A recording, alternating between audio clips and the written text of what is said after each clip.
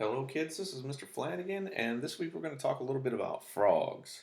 They're pretty cool animals. They are called amphibians, and amphibians can live on land and in the water. And a frog is kind of cool because it starts out with gills like a fish, and that's the way it gets their oxygen under the water by moving through the water. And then as they grow up, they get lungs just like you do. And if you breathe in, and breathe out and put your hands on your chest, you can feel your lungs getting bigger and smaller as you breathe in and out. And frogs, as they grow up, get lungs and then they don't have gills like you see on fish.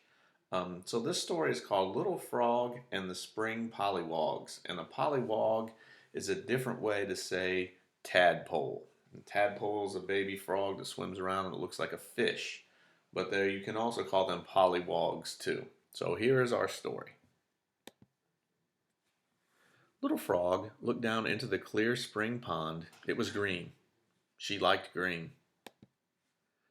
But now dozens of little long-tailed dark dots darted through the water, muddying the green. Brothers, sisters, cousins, Mama Frog called them. Trouble, thought Little Frog. Little Frog liked being an only. She liked finding the best lily pad where she could sit and soak up the sun, not having to share it with some silly pollywogs. Remember, pollywog is a different name for a tadpole. She loved having Mama Frog and Papa Frog all to herself, except maybe when they scolded. She's in trouble. She loved getting the first and biggest slice of Mama Frog's shoe fly pie, and seconds, and if she really wanted it, thirds. She preferred the pond, clear of pollywogs, and all hers. Well, except for Papa Frog and Mama Frog, and Uncle Frog and Aunt Frog, and the slippery silverfish that flashed through the water lanes, and the toads. The toads were close enough cousins for Little Frog. But now, here were all these pollywogs. Tadpoles, Papa Frog said. She must call them. They were always stirring up the pond's bottom, bumping into things, crying out for attention, getting in the way. Where will all these pollywogs live when they are grown? Asked Little Frog. It's not like it's a great big pond. Tadpoles, Papa Frog reminded. And alas, most of them will not become frogs. Mama Frog put her arms around Little Frog. You are our only. She suddenly sounded sort of sad. Days went by. The tadpoles became only a handful of creatures with small legs and smaller arms. Still too many, Little Frog grumbled as she navigated around them. They reached out to grab for her with their new arms, tangled her with their new legs.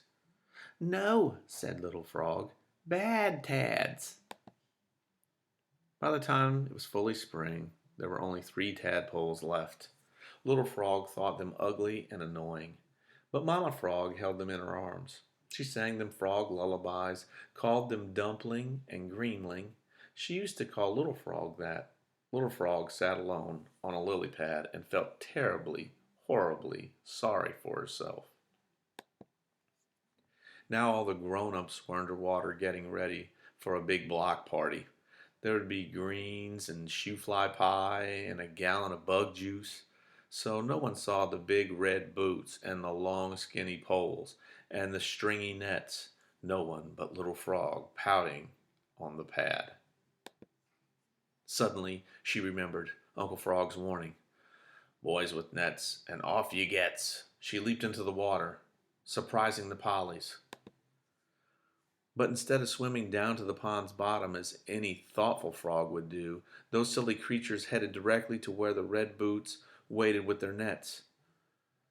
Serves them right, thought Little Frog, but then she remembered Mama Frog's sad face. She remembered that once she'd been a tadpole swimming with other dark, darting dots.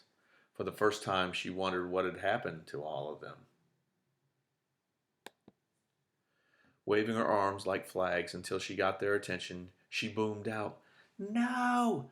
Danger! Little Frog's voice was so big, her arms so frantic, the tadpoles turned together and headed to the pond's bottom. There, Mama Frog gathered them up and crooned a no danger song. You saved the Tads, Papa said to the little frog, smiling. Someday they will save you. Little Frog thought about that. It sounded, well, nice. As long as they don't take more than their share of shoe-fly pie, Little Frog said. Then she added, or get in my way. Uncle Frog boomed a laugh. I'm afraid you can count on them always taking more pie and getting in the way.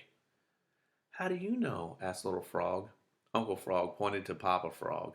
Because your papa is my little brother, and that's just what little brothers do. The end.